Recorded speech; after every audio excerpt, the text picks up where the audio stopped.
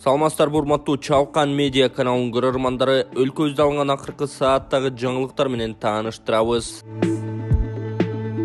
Москвадагы мекендештерге жарыя, алыстагы боордоштор. Сиздер үчүн Ваш стоматолог клиникасында сонун мүмкүнчүлүк түзүлгөн. Дареги Лухмановская метросу, Светоозерская көчөсү 32. Медициналык борбордо стоматологияда бардык кызматтар көрсөтүлөт. Терапия, гинекология, урология бөлүмдөрү, анализ тапшыруу, УЗИ. Саат 9-дан 21:00-гө чейин жума бою дем алышсыз кызмат көрсөтөт. Ваш стоматолог заманбап жабдууларды орнотуп, тажрыйбалуу такшалган дарыгерлерди гана ишке алган. Улукбектин катталуучуларына атайын акция жана арзандатуулар каралган. Клиниканын стоматологиясында 20% акция, рентген жана консультация акысыз, ишемби күнү УЗИ акысыз, ал эми жекшемби күнү терапевттин кабыл алуулары акысыз. Ваш стоматолог сиздин ден соолугуңуздун сакчылыгында.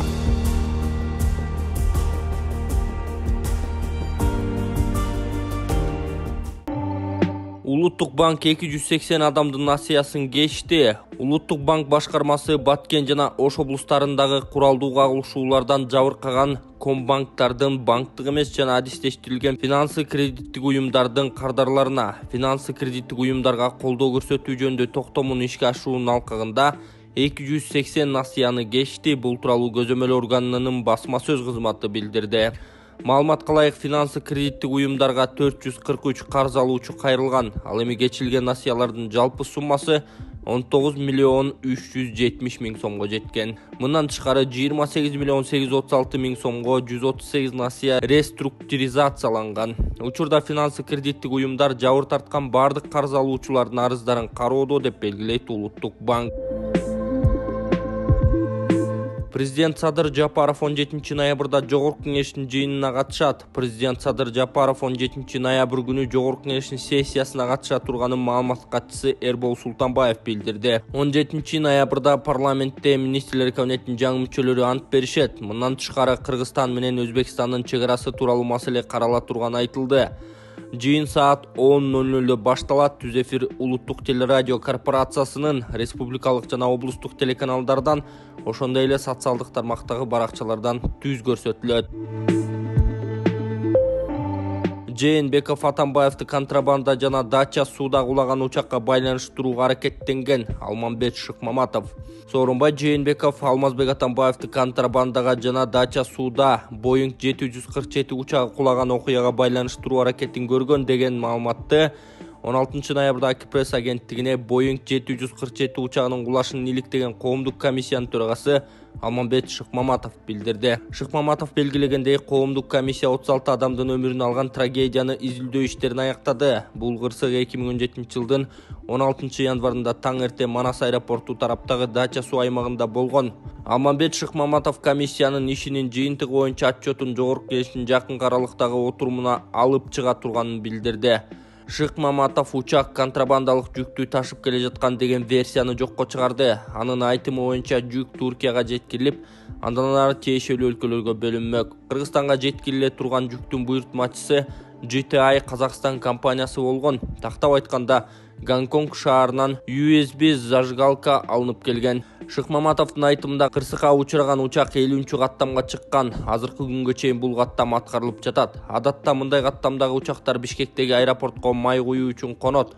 Ошондой эле Шыкмаматов учактын ичиндеги жүк Алмазбек Атамбаевке жана анын жакындарына тиешелүү эмес экенин белгиледи. Трагедия болгондо Атамбаев ал жерге барган эмес, ал жоңгада маалыматтык согушта утулуп калды, деди Шыкмаматов. Ал ошол учурда Атамбаев өзүнүн аппараты жана айланасындагы адамдар кетирген катанын курмандыгы болуп, оппоненттери бул учурду пайдаланып кетишти деген пикирде. Сооронбай Жээнбеков президент болуп турганда аны менен Атамбаевдин ортосундагы конфликт жогорку чекке жеткен учурда президенттин буйругу менен ийимдеги мыкты кызматкерлерден тергөө тобу түзүлгөн. Алар жарым жыл бою Алмазбек Атамбаевдин жана контрабанданын изин издешкен. Туркияга чейин барып иштин бардык кырдаалын жада калса микроскоп менен издегендей болду. Бирок Атамбаевке жана анын жакындарына байланыштуу эч нерсе тапкан эмес. Буга ишенбестик болуп тергөө тобунун курамы 2 рет алмаштырылды, бирок алар да эч нерсе тапкан эмес. Акырында кылмыш ишти жасалмалоо үчүн эч ким жоопкерчилик алган эмес, деди Алмамбет Шыкмаматов. Өлкө жетекчилигинде эң кызыктар болгон адам Батукаевдин ишинен эмес, 36 адамдын өлүмүнөн бир нерсе табууну көздөдү. Бул Жээнбеков үчүн мыкты себеп болуп, аны эч ким досуна жасалган саткынчылыкка айыптамак эмес. Эгерде Алмазбек Атамбаевдин дача суудагы кырсыкка байланыштуу күнөөсү тастыкталса, анда Жээнбековдун кылганын коом колдоого алмак, деди Алмамбет Шыкмаматов. Ал белгилегендей, комиссиянын курамына Алмазбек Атамбаевдин оппоненти болгон жарандык активисттер да кошулган. Аны бул жактан эч ким колдогон да, каралаган да жок. Бардык иш объективдүү болду. Трагедияга Атамбаевдин жана анын үй бүлөсүнүн күнөөсү жок, деди Алмамбет Шыкмаматов. Дагы бир депутат Кыргызстанда TikTok'ту жабууну сунуштады. TikTok социалдык тармагындагы контенттер кыргыз элинин менталитетине туура келбейт. Бул тууралуу Жогорку Кеңештин жыйынында депутат Жаныбек Кыдыкбаев билдирди. Анын айтымында TikTok балдарга терс таасирин тийгизүүдө. Алар жылаңач денени, баңгизатты, спирт ичимдиктерин, зордук, зомбулукту көрсөтүшөт. Биздин менталитетибизге көп туура келбейт. Мунун баары балдарга тийгизген таасирин Маданият министрлиги көзөмөлдөп жатабы? TikTok'ту жабууга мүмкүнбү? Санариптик өнүктүрүү министрлиги алардын аккаунттарын жаап сала албайбы? Коомубуз келечек муун бузулуп баратат. Жаап албасаң күрөшүшүң керек. Кыргыз элинин менталитетин, каада салтын даңазалагыла, деди эл өкүлү Жаныбек Кыдыкбаев. Бизде азыр бул жарнамада интернетте, TikTok'то көрүп атасыңар, баардык жарнаманы чыгарып атат. Кээ бирөө жана наркотика, арак, өздөрүнүн денесин көргөзгөндөр да бар. Биздин кыргыздын менталитетине келбеген нерселер да чыгып атат да, ошону ким контролдойт? Жаныбек Султанович, Маданият министринин орун басары Соңгулучуңуз негизи буга чейин баяндамачы айтып кеткендей, ар бир тармак өзүнүн, мисалы, дары-дармек боюнча дары-дармек, эгерде жанагындай курал жарак сатылган болсо ал боюнча укук коргоо органдары, биздики мисалы жанагындай биздин маданиятыбызга жанагындай нарк насилийбизге бир кандайдыр бир зыян келе турган нерсе болсо, ошондо биз ар бирибиз өзүбүздүн эмебиз боюнча, функциябыз боюнча иш алып барабыз. Силердин оюңар кандай? Ошо биздин маданиятка, нарк насилге доо келтирип аткан рекламалар, сөздөр, же болбосо бир кандай десем, кыймылдар бардыгын ошо интернет булакка чыгарып, TikTok'точу. Ошото бала бакырабыз көрүп атат биздин, алар кандай болот? Алар жөнүндө силер мында ойлонуп атасыңар, анализ чыгарып атасыңарбы? Албетте, бул жагынан маалымат саясаты боюнча иш алып барганда биз деле жаран катары, мен деле мисалы кыздарым, балдарым бар, мен деле аны ойлоном. Ал боюнча бул жерде жанагы ата-эненин көзөмөлү деп коет. Ошо ата-эненин көзөмөлдөп, ошону эгерде ар бир ата-эне өзүнүн баласына телефонду бербей көзөмөлдөсө, менин оюмча бул мындай айтканда дагы мындай жаман көрүнүштөр болбойт эле деп ойлойбуз. Буга чейин Билим берүү министрлигинде мына укук коргоо органдарынын өкүлдөрү менен биз жыл сайын бул боюнча чоң жыйындарды өтүп, бул боюнча мындай чара көрүү боюнча иштерди алып барып аракет кылабыз. Анан жакында мына ушу биздин президентибиздин алдындагы балдар укугу боюнча атайын өкүл бар. Ал киши менен дагы бул боюнча чоң иштерди алып барып, биз деле кабатырланабыз да, биз деле кыжаалат болобуз ушул боюнча. Анан эгерде мүмкүн болсо, ошол эгерде биз жакында жанагындай корпорация Мета менен кандайдыр бир келишим түзүлө турган болсо, ошонун үстүндө иштеп атабыз. Анан ошол корпорация Метанын ичинде бул Facebook, Instagram бүт баары тең бар. Анан биз 23 октябрда жолугушмакпыз алар менен, бирок тилекке каршы биз тараптан бир маселе болгондуктан биз аны жылдырдык. Эгер жакын арада ошол маселе чечилиге турган болсо, анда бир топ бир аз мындай маселени чечкенге дагы бир жакшыраак болот эле да, жумуш. Ошо TikTok'ту жаап койсо деле болбойбу? Эми бул боюнча сизге өзүм жолугуп кетип айтсам туура болот го дейм. Силер мындай сүйлөшүү жолдорду эле жүргүзүп атабыз дейт. Силерден ладно, макул жаап албасаңар, аны кыла албасаңар, бирок альтернативный мындай рекламалар чыгарбайсыңар. Маданият биздин наркка келбеген, ул ичкенге болбойт, улууну урматта, кичүүнү ызатта, автобуска отурсаң улууга место бер, же болбосо бул көрүнүштөр туура эмес, муну чыгарып аткандар туура эмес деп мындай бир маалымат чыгарып, силер да бир күрөшпөйсүңөрбү? Ладно, макул жаба албайт экенсиңер, өгөт кое албайт экенсиңер, кыргыз менталитетине келген нерселерди чыгарып, силер да мындай реклама кылбайсыңарбы? Жаныбек Султанович, ал боюнча бизде жана сиз айткан тарбиялык маанидеги социалдык роликтер, алым баары телекомпаниялар аркылуу чыгат бизге тийиштүү. Ал эми биздин өзүбүздүн бир жолу эле чыгат, алар силердики бир же эки жолу эле чыгат да, алар жок болуп кетет да. Постоянно булар менен күрөшүш керек болуп атпайбы? Азыр ооба туура, силердин эле жумушуңар оор, ал TikTok'tu, интернетти көзөмөлдөй албай атасыңар.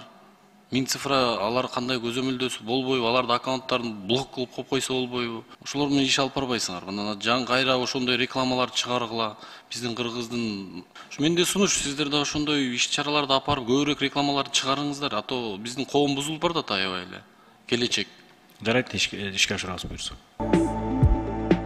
Каргашалуу окуялардан жабыркагандарга жөлөк пулду көбөйтүү сунушталды. Өлкө аймагындагы каргашалуу окуялардан жабыркагандарга ай сайын төлөнүүчү жөлөк пулдун суммасын көбөйтүү сунушталды.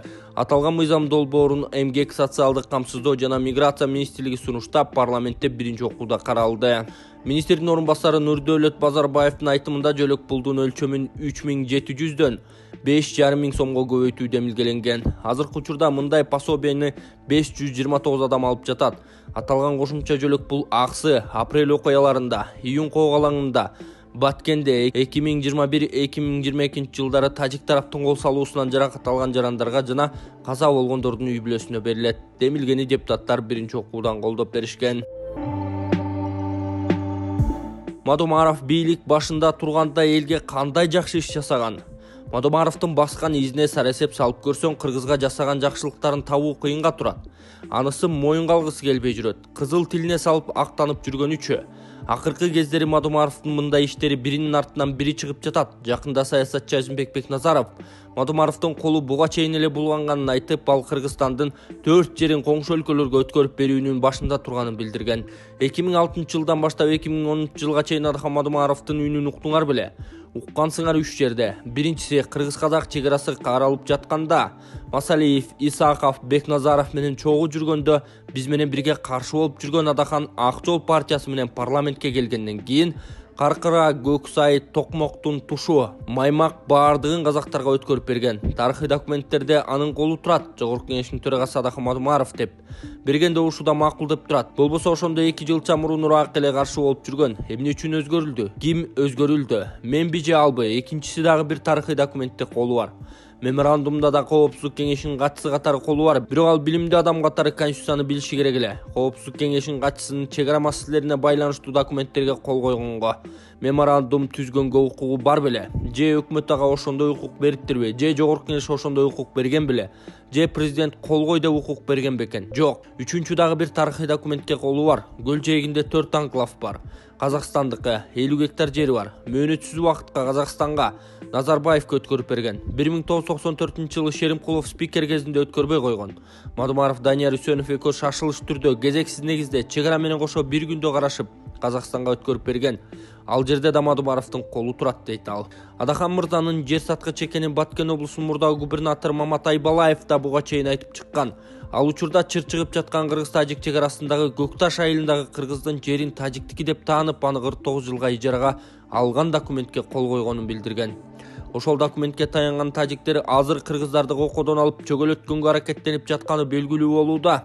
Мадумаров кол койгон протоколго ылайык электр линиясын куруу үчүн Кыргызстандын 19 чакырым узундуктагы 90 гектар жер участогу Тажикстанга 49 жылга ижарага берилсе, тажик тарап анын ордуна Ош-Баткен-Исфана жолун кеңейтүүгө 275 метр узундуктагы 5 гектар жер аянтын Кыргызстанга бөлүп бермек. Бул жерде Мадумаровдун шалаакылыкка жол бергени ачык байкалып турат. Анын үстүнө Адахан мырза Коопсуздук кеңешинин катчысы катары аталган документке кол койгонго укугу болгон эмес. Жер тилкесин бөлүштүрүү да логикалык негизде жүрбөгөн. 90 гектар жерди 5 гектар жерге алмашкан. Анын үстүнө 5 гектар жер деле кыргыздын жери болгон. Бул чыккынчылык эмне? Кыскасы Мадумаров мындай чыккынчылык үчүн тарых алдында урпактардын астында да жооп берет. Ага чейин анын жерлери боюнча аракеттин мыйзам алкагында карап чыгуу керек. Кыргызстандын бүтүндүгүнө шек келтирип, кайра өзү бүтүн Кыргызстан деп төш кагып, ар кимге акыл айтып жүргөнү даана 200-дүүлүк эмеспи деп жазган Абал Кейжи сайты.